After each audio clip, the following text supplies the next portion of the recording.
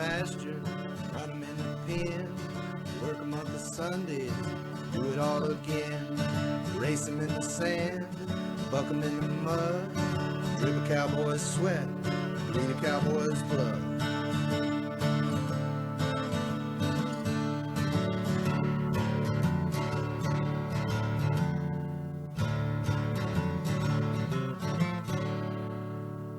I'm Zeke Thurston, 2016 World Champion Saddlebrock Rider, and you're watching the Peppered Stewart Show. He said you're watching it. So if he said that, that's true because only world champions know about that. We got a lot of stuff going on today. We've got some good odd news. Everybody likes the odd news. We're going to talk about that. We got some good stuff for you. We got some beavers on the loose, some birds on the loose, dogs saving their owners, donkey wranglers. There's all kinds of stuff going on.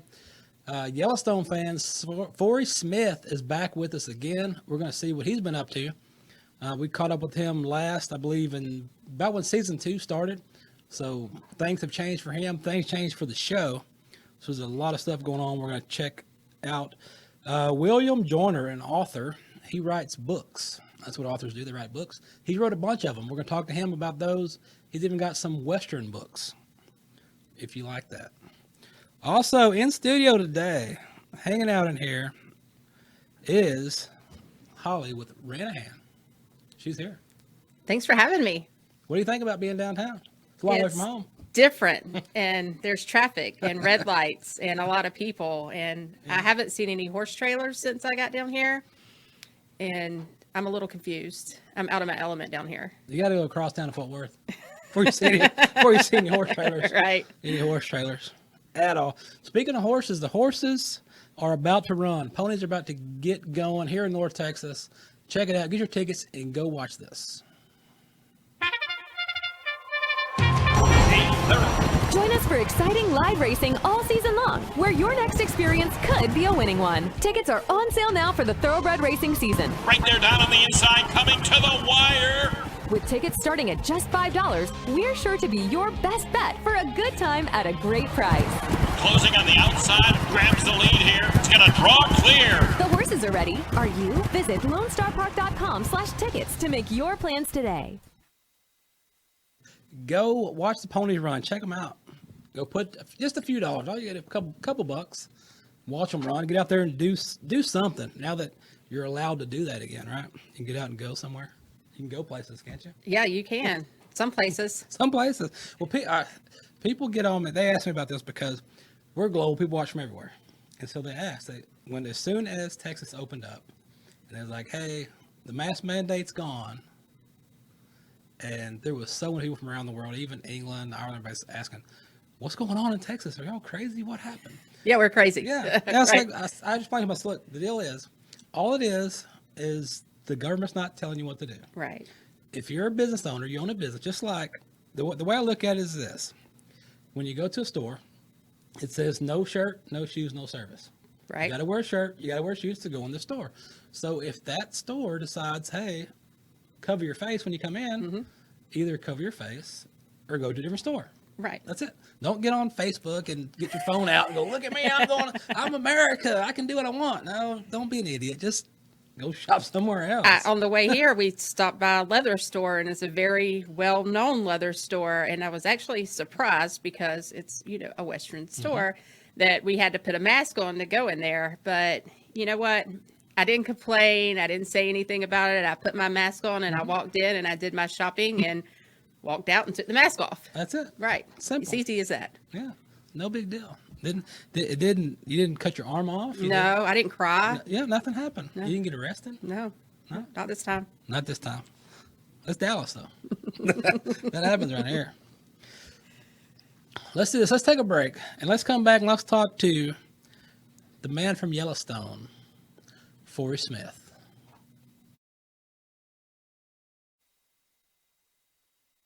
These barrel racers is hands, I'll say that. Can you toss me a water, babe?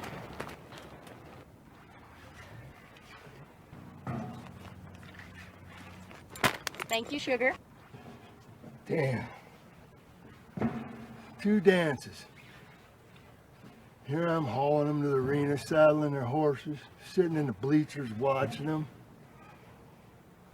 Now I'm the damn buckle bunny. That's a lot of woman you got there.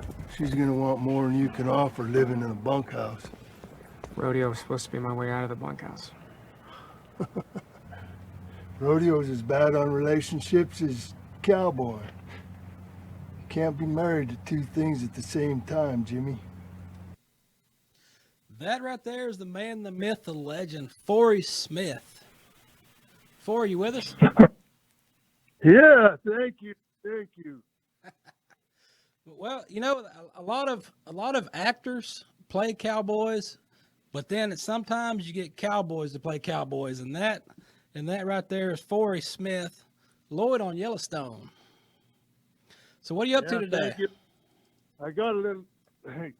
Taylor was telling me about what he's going to do with me in season 4, and I just laughed at him. I said, "Oh hell, you already made me a buckle bunny. You can't do much worse than that."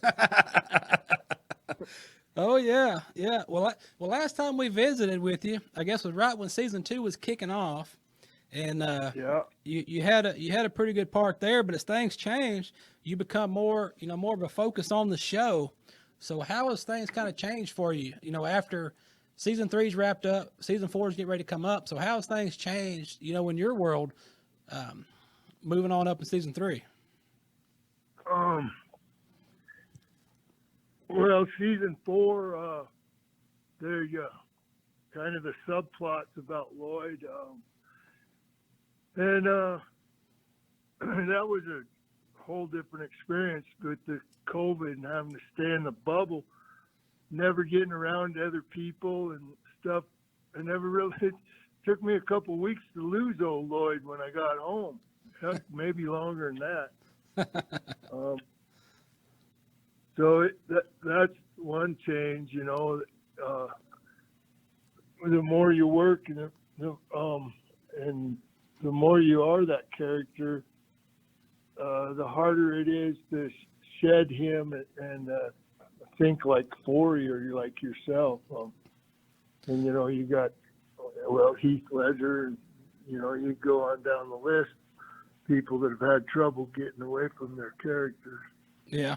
Yeah, you get set in there, and then you gotta kind of decompress and go back and go, wait a minute, that's just the TV. I gotta get back to myself. Yeah, I can't get away with that. No, well now the bunkhouse is becoming more and more in the show, and it's starting to fill up. So what do you think that has to do with the show?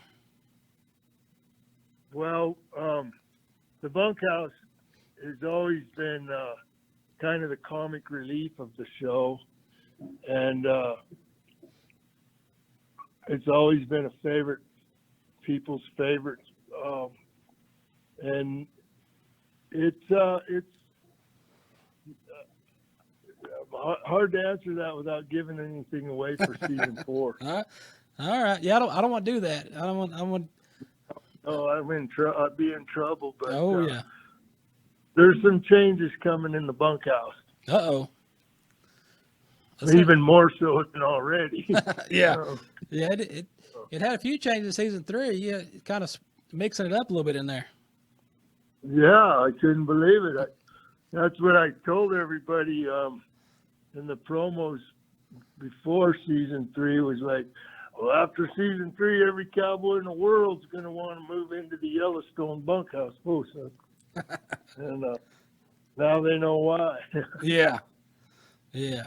Well, now in the last season we had a little more rodeo action. You had Jimmy with the bronc riding and stuff. So did you have any influence on that in the season as far as adding the bronc riding in the show? Well, my heritage and my history, Taylor, kind of played on that, and he asked me about the dialogue and what we'd do, and we didn't do it quite like I would have had done it, but I'm not as hep on the time constraints and the budget and everything as Taylor is, and and we, yeah, he used some of my dialogue and, kind of picked my brain about that stuff. Now, I heard that you're starting to use your own horses now.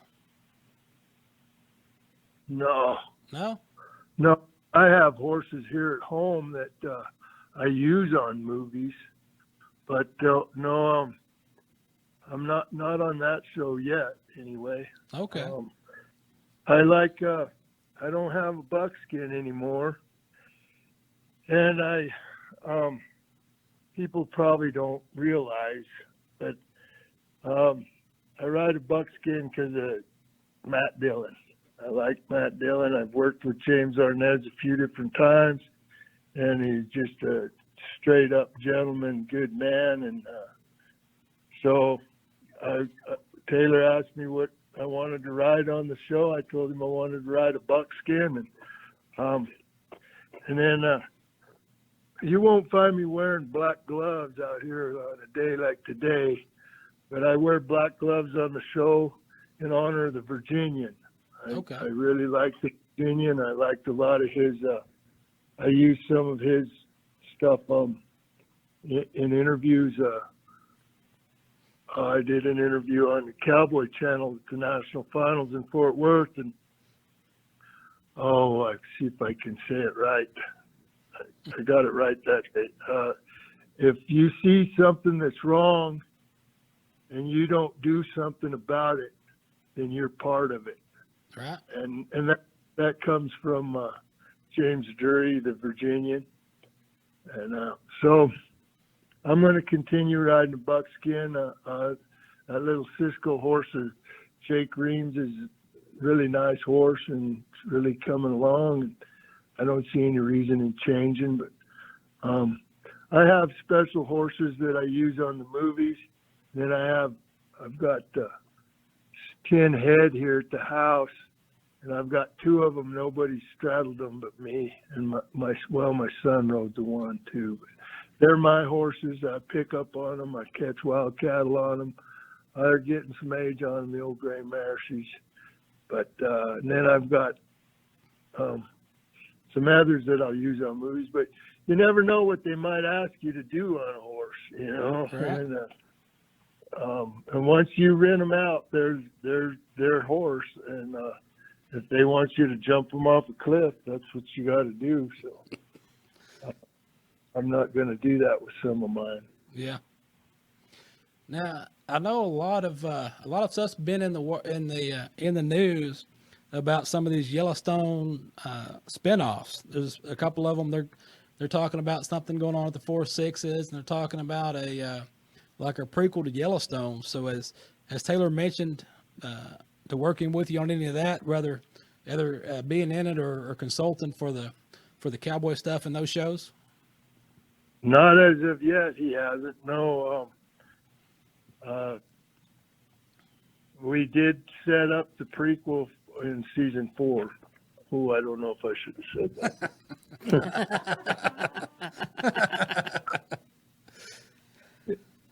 But and then and the 4-6s. I guess it's been on the social media and everything that Jimmy and Walker are going to the 4-6s. So, Yeah. I don't do that. I have a social media coordinator. She takes care of my social media stuff for me. I don't know nothing about it. So I just show up and do my job. Yeah. Cowboy shit. So, That's all you can do. Now we had a couple of fan submitted questions for you, kind of about the show. So let me turn this over to Holly. She's got a couple of questions that were submitted by Yellowstone fans of Lloyd. Thank you, Yellowstone fans. The first question for you is, will we get any throwback scenes of a young Lloyd? Well, not that I know of right now. We're hoping so. my son's always asking me, "Well, Dad, you read scripts yet? What do I have on there?" Taylor likes my son, and so we're hoping so. Yeah. And after season 4, what he did to me in season 4, I wouldn't be surprised if there isn't some more flashbacks. All right. Great. At some point, will the backstory show how your character Lloyd become a Brandon man? Well, we've been asked that for years, and Taylor Sheridan's the only one that knows. He hasn't told me, shared that with me, but we've talked about several different scenarios, so it is on his mind. Fair enough. Can't wait for that. Me neither. I'm kind of anxious too. Yeah. Oh yeah. All right, Forrie. It's established in season 4 that I've been there for 35 years and stuff. So I think he might be kind of progressing towards that. So maybe sneaking into that coming up. Maybe season 5. We'll get the lowdown on it. Now, Yeah. Now Taylor brings some folks out because we do some media stuff for the Charity Foundation here in Fort Worth, and they have the cutting every year. Is there any chance are you coming down and doing some cutting? No, I haven't been asked to yet. I haven't been on a cutting horse since, I used to ride colts for the Carters in Crockett, Texas. And I got to turn back for them some. No, I haven't. I'm coming out for the Cowboys and Cowboys Gala in Dallas at Gillies on the 24th. I know that. Okay. They got me hopping here for the next couple months. It's hard to say no to these fans. They don't watch. We don't have a job. Right. Let's see. I'm clear this weekend, and then next weekend I go to speak to the kids on the Navajo reservation. And then the next weekend after that, the 17th, I'm doing a charity for the firemen here in New Mexico. And then I go to the Cowboys and Cowboys Gala. And then I've been lucky enough to get to Mike Smith and Bob Baffer to take me to the Kentucky Derby. Well, that'll be good. And then after that, they're flying me to Medora or Dickinson, North Dakota, and I'll have to drive to Medora for the North Dakota Cowboy Hall of Fame. I'm a guest speaker there. And then the Wednesday, I think, or Thursday after that, I go to Watford City to Cattleman's Banquet, North Dakota. And then I'm kind of a host, or I don't know what, at the Miles City Bucking Horse Sale. All right. So there's going to be plenty opportunity for these Yellowstone fans across the U.S. to run into you somewhere coming up the next few months. That's going to be fun. I went to the Miles City Bucking Horse Sale when I lived in Montana 4 or 5 years in a row. And I got a lot of cool memories to share with people from up there. And then some not so, But the first time I ever seen a stripper was at the Miles City Bucking Horse Sale. You never know what you're going to see up there. No, you don't. You sure don't. Oh, It caught my guys in high school. It caught me by surprise. Said, whoa, what's that girl doing up there? She's stripping. Whoa. Working her way through college. Yeah, probably. Yeah.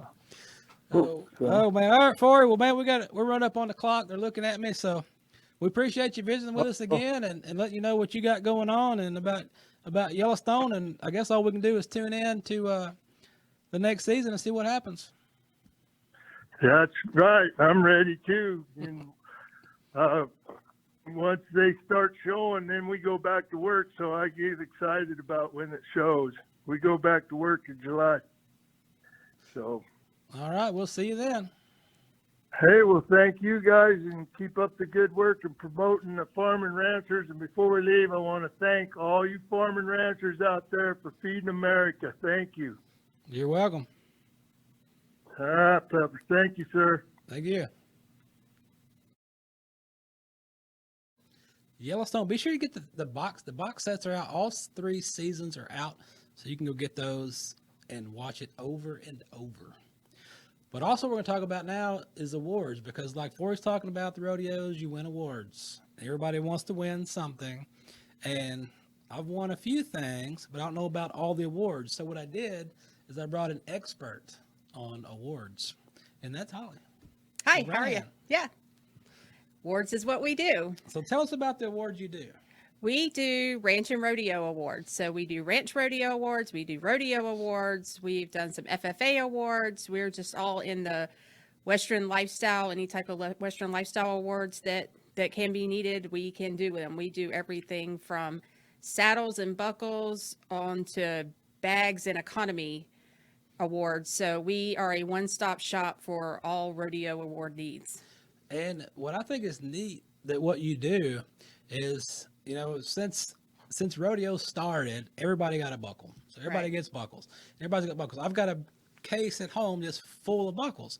You just keep getting more and more, and I'll go in there every week or so and switch one out, wear a different whatever. But what you do, I think that is neat, is you go beyond that. So you've got buckles, you've got buckle cases, you've got purses, which I don't wear a purse, but if I did, we have hair on hide duffel bags, and recently we put the buckles on the hair on hide duffel bags and sent them up to Cheyenne, Wyoming, and they had a really nice award program up there for a facility, and we can do almost any, if you can imagine it, we can do it.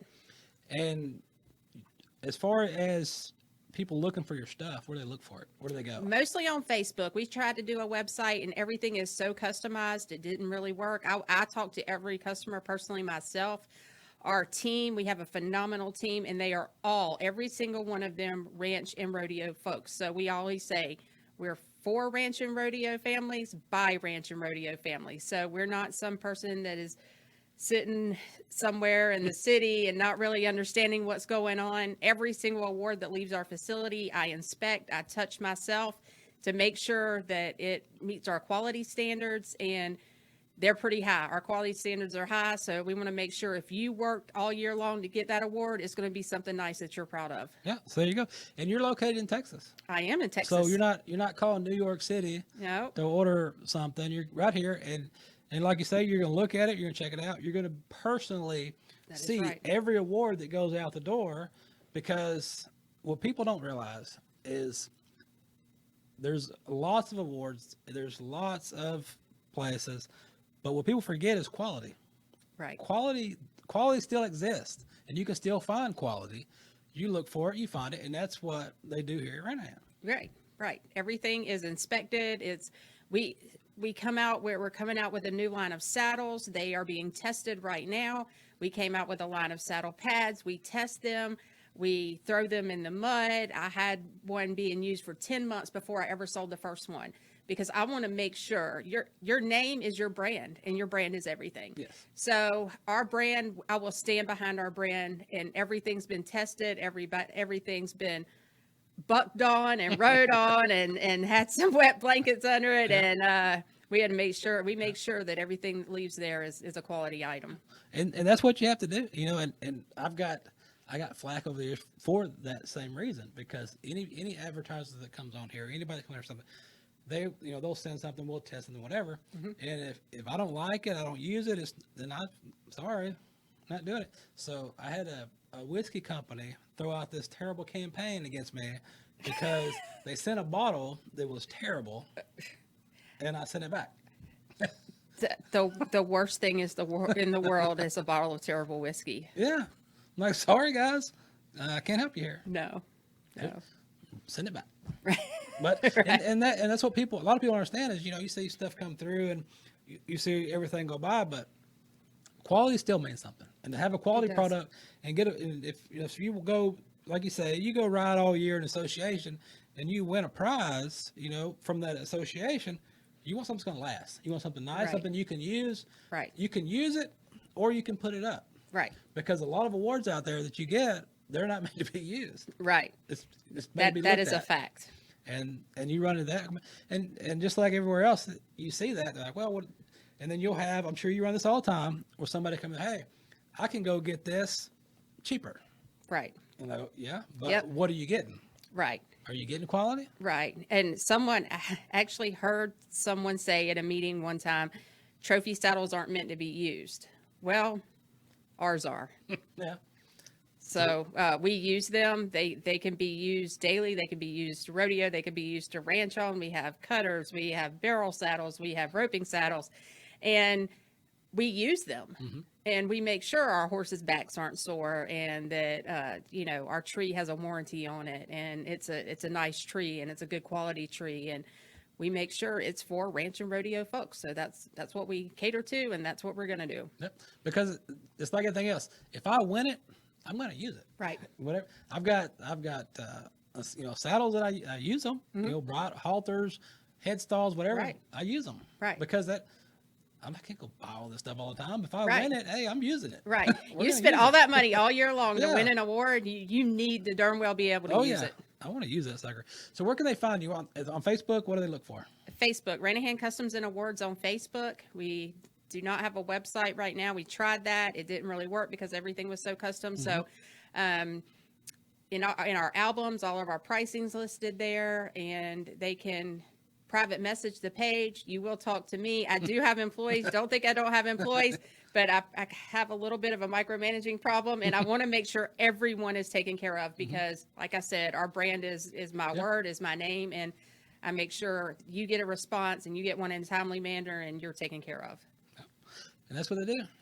At Ranahan, check them out. Look them up on Facebook. It's 2021 and people are still reading books, whether it's paperback or on their Kindle online, and people are still writing. There's still stuff going on. And with that in Western books, there is a book out there called The Legend of Jake Jackson. Also, The Last Great Gunfighter and The Comanche Warrior. And the guy that wrote that book is on the line with us. That's William Joyner. How you doing, William? Hi, Pepper. How are you today? Oh, doing well. What are you up to today? Well, I'm just trying to stay out of trouble, which sometimes is I have good days and sometimes I have bad days. I think that happens to all of us. So, tell me a little bit about what got you interested in writing books. Well, actually, I'm 74, and I really didn't start writing till about 6 or 7 years ago. And so I kind of came to it late in life. I'd always been in business for myself my entire life, sort of an entrepreneur type, I guess you might say. But I had attracted a number of followers on Facebook, and they suggested that I start writing. And honestly, I didn't think I had the patience to do that. But I wrote my first book, and it was honestly, I was a little surprised at how well received it was. Mm-hmm. And so I've written books across a broad range of genres, but the last couple of years I've settled in on Westerns. That seems to be where most of my folks' interest lay. Yeah. So can you tell us a little about your third book, The Legend of Jake Jackson? The Legend of Jake Jackson is about a man whose family were killed, and all of my Westerns take place in about the mid 1850s. And his parents were killed by a raiding party of Comanches. And he was taken as a small child, as a toddler, to live with the Comanches and was raised as a Comanche. And so he eventually had to transition over to the white world, which he didn't much care for, and became a famous gunfighter. But he was renowned, in the book, he's renowned as a great Comanche warrior, and also maybe the fastest gunfighter in the Old West. Okay. All right. And so you kind of grew up in the Western world, so it's kind of what your background is. Working with horses and things throughout your life. I did, and I own horses and cattle, and but as a kid, I was a big fan of the old Westerns, Johnny Mac Brown, John Wayne, and I like to think that my books reflect those same values that the old Westerns had that I watched as a kid. Okay. And then you got the Blood Warrior trilogy. What can you tell me about that? Well, that's a little, that's not a Western, but it takes place in what's now currently Yellowstone National Park. And it's about a pack of timber wolves that lived during that time. And there is no humans in the book. It's strictly animals and how they relate to each other. Okay. All right. And if the folks out there watching and listening are looking for these books, where's the best place to find you and to find your books? Well, my website contains all of my books, and I think there's probably 40 to 50 listed there that I've written. And if one of your listeners sees, finds one that they have an interest in, they can click on the link on that particular book, and it'll take them to the Amazon page. Okay. Where they can buy it if they choose. Okay. All right. And we'll sure do that. We'll sure put the website out there and share it with the folks to let them know. And William, man, we're getting up on the clock, but we appreciate you visiting with us and tell us a little bit about you and your books, and wish you luck on your writing. Well, I appreciate that, and I appreciate you and your invitation to your show. Thank you. Thanks again. All right, books. Read them. Go get them. Look on his website. He's got a lot of books on that website. A lot of interesting books on the site. But if movies are more your cup of tea, there's a movie out, or it's coming out. It got held up because of Corona times, like everything else. And it's about spiders. So if you're a fan of spiders, especially poisonous spiders, and you like that sort of thing, they've got a movie coming out that apparently you're going to marvel at it. So check this out. Nothing lasts forever.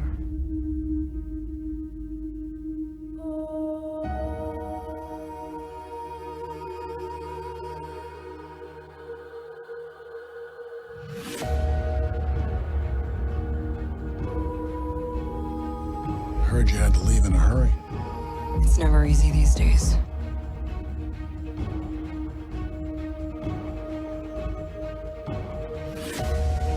I tell people my sister moved out west. You're a science teacher. Your husband, he renovates houses. You're thinking about moving, but you're gonna wait until the interest rates go down. That's not my story.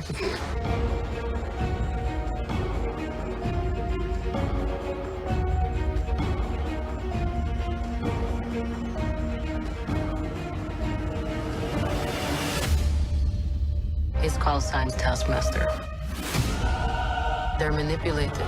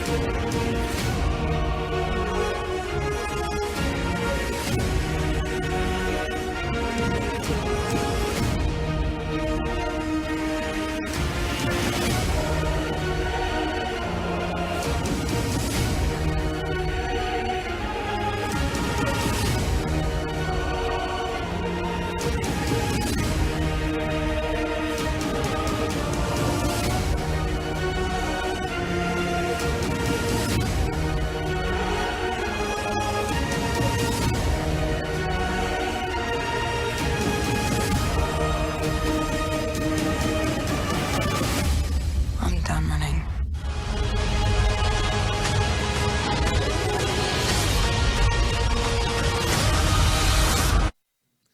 That's not the poisonous spiders I expected, but it's still the same. If you're into spiders, go check that out. But what we've got right now is everybody's favorite, the odd news. So you want to kick off some odd news over there? Sure. Let's talk about donkeys. The donkey whisperer. Florida Sheriff's deputy was dubbed the Donkey Whisperer when he wrangled an escaped donkey that fled from his owner's property and went for a run. Lieutenant Jeff Morgan responded to a call about a horse and a donkey running loose on Buckward Road in Baker. I have horses and donkeys, so I won the opportunity to get the mini donkey on a rope and walk him home, Morgan said. Your full-service sheriff's office in the joys of rural law enforcement. The sheriff's office branded Morgan the Donkey Whisperer. That happens. Yeah, I've had donkeys and they run. They know 10,000 ways to get out of an enclosure. They get out, and donkeys have been escaping for years. Yeah, it's not going to stop. Because I've got one here, another donkey story. In 1963, there's a picture there of my uncle, Mesquite police officer, leading a donkey 1.5 miles down Buckner Boulevard in Mesquite. So them suckers get out. You know, speaking of getting out, donkeys getting out. When we were in Colorado, we went to Cripple Creek, where the donkeys just wander the streets. Yes. And that was pretty neat. It's a really neat place. That was pretty neat. We got another one. What's this story about? Beaver on the loose. Maybe Cardi B's next album. I don't know. An entrance to Toronto's subway station was temporarily closed when a beaver wandered into the building. One of the commuters said he arrived at the Royal Oak subway Thursday and spotted what he initially thought was a groundhog. So he snapped a picture of the beaver and posted it to Twitter, which that's what you do nowadays. If you see something, you take a picture of it and you post it on the internet. Or it didn't happen. Yeah, if there's no picture, it didn't happen. So you got to have a picture of the beaver. The Transit Commission closed the entrance temporarily while they were summoned to the scene. So they come in, wrangled this beaver, and they named him Nickel, which I don't know why you would name a beaver. He was clearly afraid and stressed out to find so many people staring at him. He started slapping his tail, which are all signs of a healthy beaver, said Toronto Animal Services. It's always good to have a healthy beaver. Always. Get your checkups, don't forget. Police warn of an aggressive rhea. And I was like, what is a rhea? Because this is in England, in Britain. So I was like, what the heck is that? It was on the loose. And the police were warning people, so I was like, why? So in Britain, they warned the residents in the town to beware of multiple rhea spotted around a loose area. So I'm like, what is this?